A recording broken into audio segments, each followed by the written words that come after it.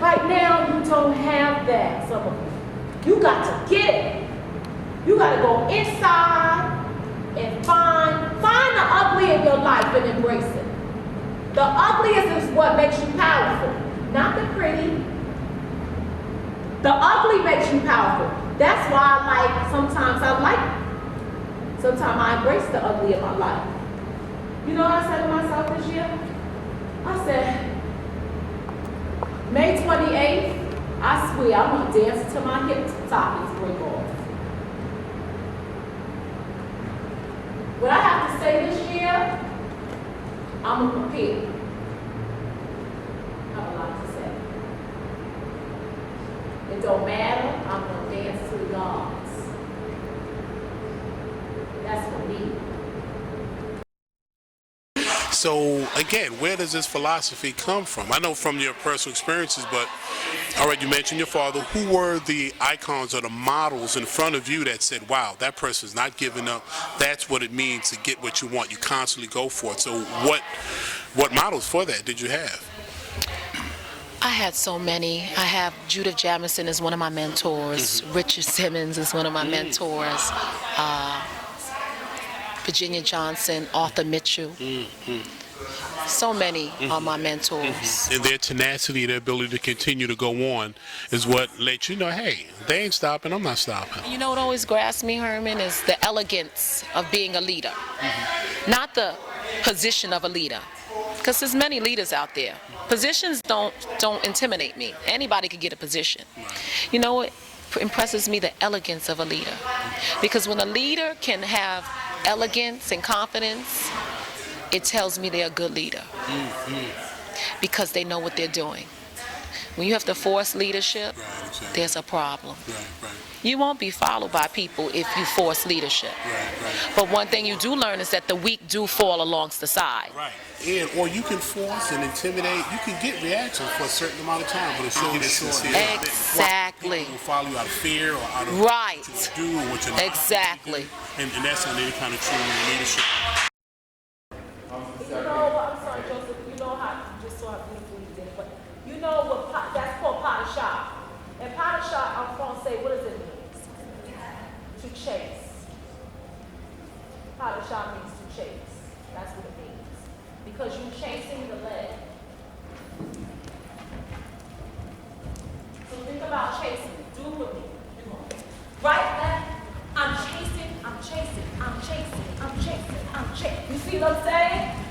I'm chasing, I'm chasing, I'm chasing, I'm chasing, I'm chasing, I'm chasing, I'm chasing, I'm chasing. That's what pot shot means. I'm chasing. Yes? So when you go to the right leg is initiating it, and then the left leg is chasing the right leg. Right leg, right leg.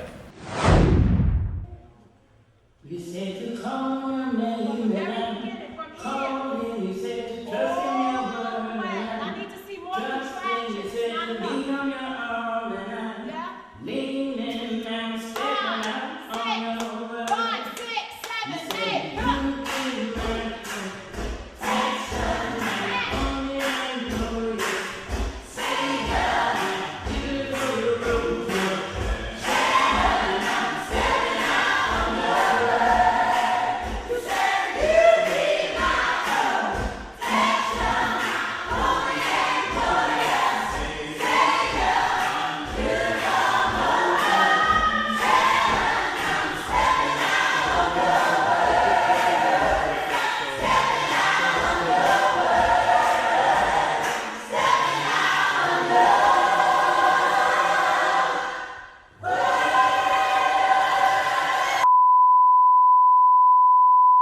No shoes for Lion King, no gloves. If you are a gymnast, knee pads only.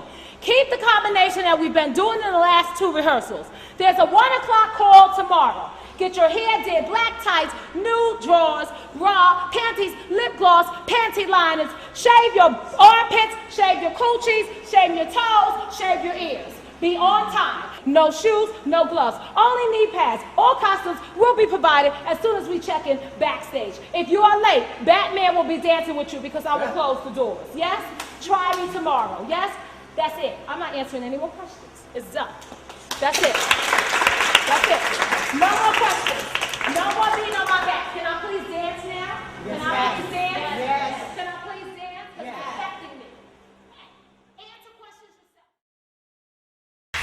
got to hear about what you have coming out. Where can they get a part of your fashion? Where can they get DVDs?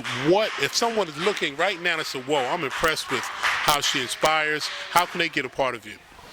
Well, they can always log on to our website, www.skindancecompany, skin, S-K-I-N, dancecompany.com. We have a website with our dance company, Junior Ensemble. We've also had the Junior Ensemble for the last 2 years, which range from 11 years old to maybe 18 years old. So I'm really focusing on my junior ensemble because that is our future.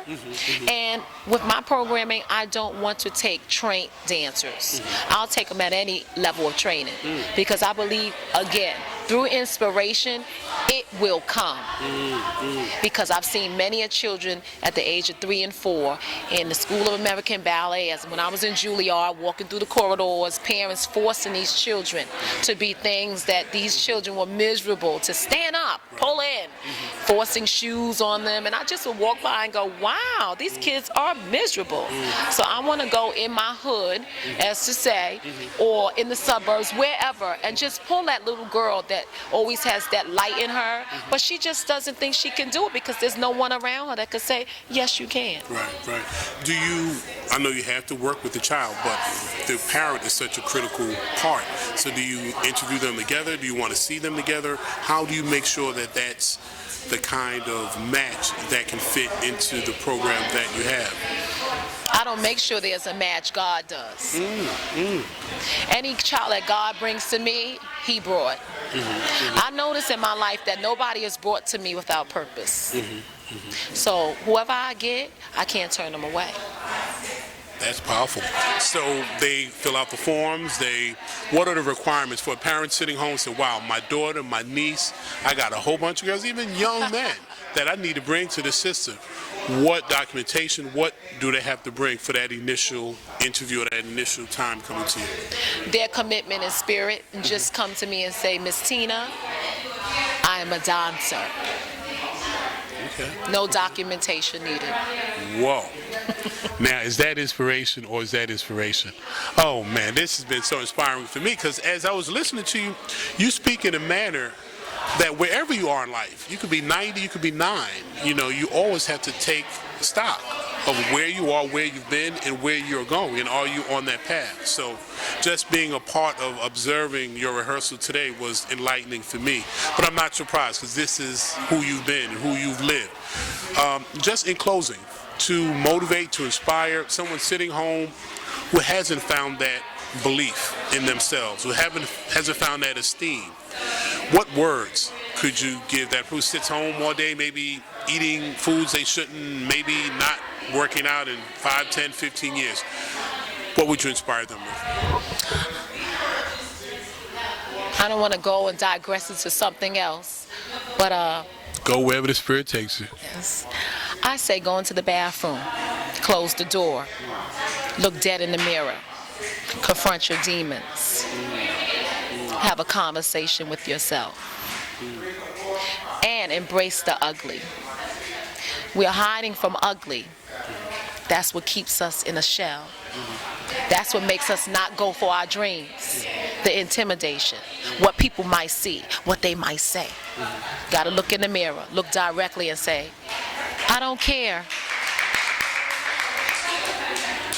And I'm going to go forward. Who are you performing for? I think that's what's wrong with this generation. Y'all don't know who y'all serve no more. You don't even know who you serve. You don't even know why you're here, some of this generation. That's why your pants are down like that. When you wake up in the morning, what is your purpose? I'm reevaluating that for my life this year. What is my purpose? I know what my purpose is, but you got to keep telling yourself, what is your purpose? And stop just living life like this. Are you giving up on your dream because it didn't happen yet? Luther Vandross was back up to Patton LaBelle in his 40s until he got a record deal, and look what he became. It is never too late for you to become the next icon or to go to greatness. You can still have the cover of Dance Magazine.